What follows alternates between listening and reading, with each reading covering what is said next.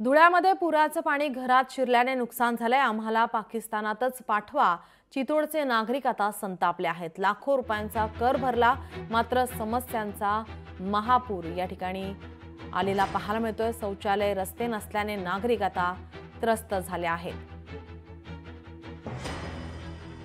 सरकार एवढं करतो, आम्ही डोळ्याने बघतो, छोट्या मोठ्या टिब्यात आमच्याकडे आम्ही बघतो ना, पण आमच्या खालच्या गावात काही सुविधा नाहीये। म्हणजे आम्ही जय भीमवाले काही कोणाच्या ध्यानातच बसत नाही का?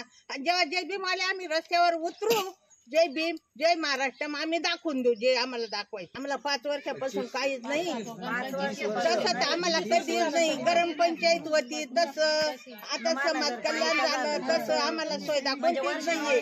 पासून आलेलो आहे नांदायला, ते जे म्हणजे जे आधी होतं ते जे आता आमच्या मुली मोठ्या झाल्या, शौचालय नाही, रोड नाही, घंटा गाड्या नाही, आम्हाला कुठल्याच सुविधा नाही आहेत ना। आम्हाला ते पाहिजे, सर्व सुविधा पाहिजे आम्हाला। आमची हीच मागणी आहे ना, आम्हाला सुविधा पाहिजे, नाल्याचं पाणीचं पाहिजे, परत शौचालय पाहिजे, घंटा गाडी यायला, रोड नाल्या सर्व पाहिजे आम्हाला सुविधा। वर्षानुवर्ष तेच सैन करायचं का आम्ही हमेशा। लोकशाही मराठी ऐका, पहा, जागरूक रहा।